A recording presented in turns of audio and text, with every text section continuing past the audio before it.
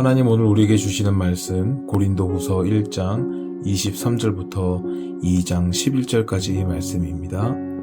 내가 내 목숨을 걸고 하나님을 불러 증언하시게 하노니 내가 다시 고린도에게 가지 아니한 것은 너희를 아끼려 함이라. 우리가 너희 믿음을 주관하려는 것이 아니요 오직 너희 기쁨을 돕는 자가 되려 함이니 이는 너희가 믿음에 섰음이라. 내가 다시는 너희에게 근심 중에 나아가지 아니하기로 스스로 결심하였노니 내가 너희를 근심하게 한다면 내가 근심하게 한 자밖에 나를 기뻐할 자가 누구냐. 내가 이같이 쓴 것은 내가 갈 때에 마땅히 나를 기쁘게 할 자로부터 도리어 근심을 얻을까 염려하며 또 너희 모두에 대한 나의 기쁨이 너희 모두의 기쁨인 줄 확신함이로라. 내가 마음에 큰 눌림과 걱정이 있어 많은 눈물로 너희에게 썼노니 이는 너희로 근심하게 하려 한 것이 아니요 오직 내가 너희를 향하여 넘치는 사랑이 있음을 너희로 알게 하려 함이라. 근심하게 한 자가 있었을지라도 나를 근심하게 한 것이 아니요 어느 정도 너희 모두를 근심하게 한 것이니 어느 정도라 함은 내가 너무 지나치게 말하지 아니하려 함이라. 이러한 사람은 많은 사람에게서 벌받은 것이 마땅하도다. 그런즉 너희는 차라리 그를 용서하고 위로할 것이니 그가 너무 많은 근심에 잠길까 두려워하노라. 그러므로 너희를 권하노니 사랑을 그들에게 나타내라. 너희가 범사에 순종하는지 그 증거를 알고자 하여 내가 이것을 너희에게 썼노라. 너희가 무슨 일이든지 누구를 용서하면 나도 그리하고 내가 만일 용서한 일이 있으면 용서한 그것은 너희를 위하여 그리스도 앞에서 한 것이니 이는 우리도 사탄에게 속지 않게 하려 함이라. 우리는 그 계책을 알지 못하는 바가 아니로라. 아멘. 바울은 고린도 교회에 생긴 문제에 대해 책망 어린 편지를 보냈습니다. 그 편지를 읽은 성도들은 잘못을 저지른 지체를 징계하여 회개하도록 했습니다. 교회 안에서 한 지체를 징계하는 것은 결코 쉬운 일이 아닙니다. 하지만 교회의 거룩함을 위해 반드시 필요한 과정입니다. 바울은 징계의 과정에서 요구되는 바른 태도를 우리에게 가르쳐주고 있습니다. 교회는 거룩한 성도들의 모임인 동시에 연약한 죄인들의 모임입니다.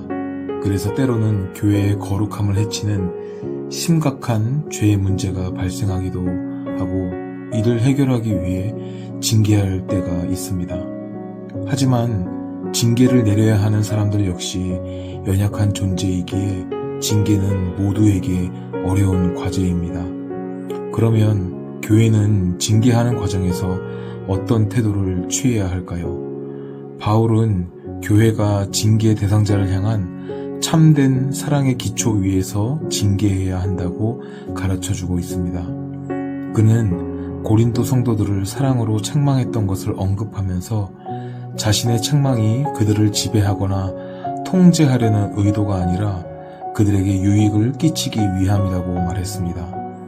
그런 자신의 본을 따라 고린도 교인들도 사랑으로 지체를 징계하고 그가 회개하면 이후에는 더 깊은 사랑을 주도록 권면했습니다. 사랑은 성령의 열매인 동시에 은사이며 예수님이 주신 가장 큰 계명입니다. 그래서 성도들은 무슨 일이든지 사랑으로 행하라는 계명에 순종해야 하는 것입니다.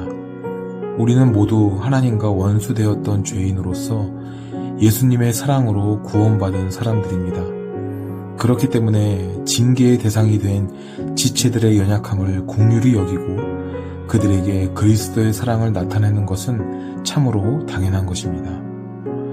교회의 징계가 사랑으로 진행될 때만 징계를 받는 지체가 하나님과의 관계를 다시 회복하게 될 것이고 교회의 한 지체로 다시 연합하게 되는 줄 믿습니다.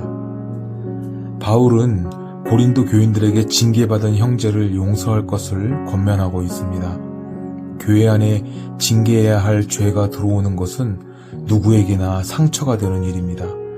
그 죄로 인해서 서로 상처를 주게 되고 상호 신뢰도 깨지게 됩니다. 때로는 징계 대상자가 일시적으로 교제에서 배제되는 일도 발생하게 됩니다. 그러나 교회는 그리스도를 머리 삼아 한 몸을 이룬 지체들의 공동체입니다.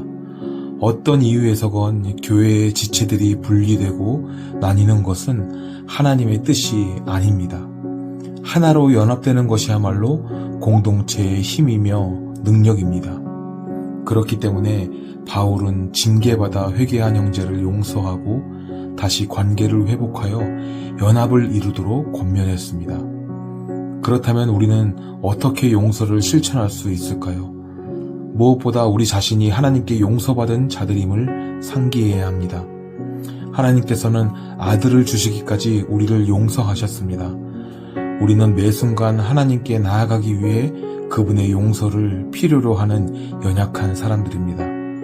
이러한 정직함과 겸손함을 가지고 회개한 지체를 용서할 때 교회는 다시 하나의 공동체로 연합할 것입니다. 징계의 목적은 지체를 바로잡아 온전하게 회복하도록 돕는 것입니다. 우리의 연약함을 잘 아시는 예수님께서는 7번을 70번까지라도 용서해야 한다고 가르치셨습니다.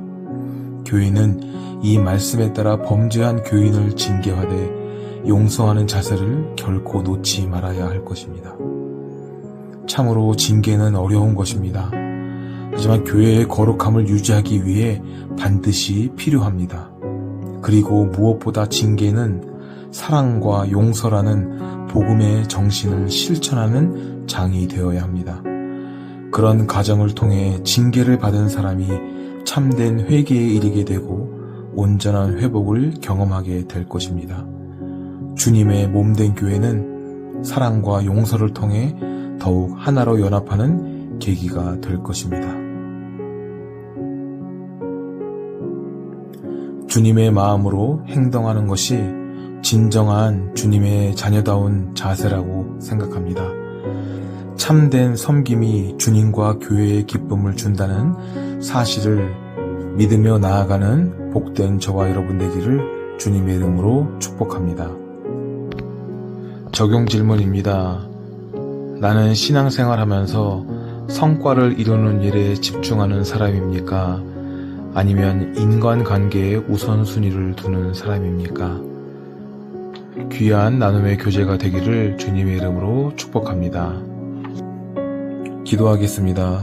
사랑과 은혜가 충만하신 아버지 하나님, 우리가 신앙생활하는 삶 가운데 실수할 가능성이 얼마든지 있다라는 것을 인정합니다. 그러나 그 순간 우리가 그냥 덮고 넘어가는 것이 아니라 우리의 잘못을 지적하며 또 잘못을 인정하고 회개하며 주님께 돌아가는 귀한 은혜의 시간이 될 수 있도록 하나님 인도하여 주시고, 이 모든 과정들이 주님의 놀라우신 사랑 가운데 이루어질 수 있도록 하나님 인도하여 주시옵소서. 진정한 변화가 일어나며 진정한 회개의 모습이 넘쳐나는 복된 사랑의 모습이 될 수 있도록 주님 축복하여 주시옵소서. 모든 것 주님께 맡겨드려오며 지금도 살아 역사하시는 예수 그리스도의 이름으로 감사드리며 기도드립니다. 아멘.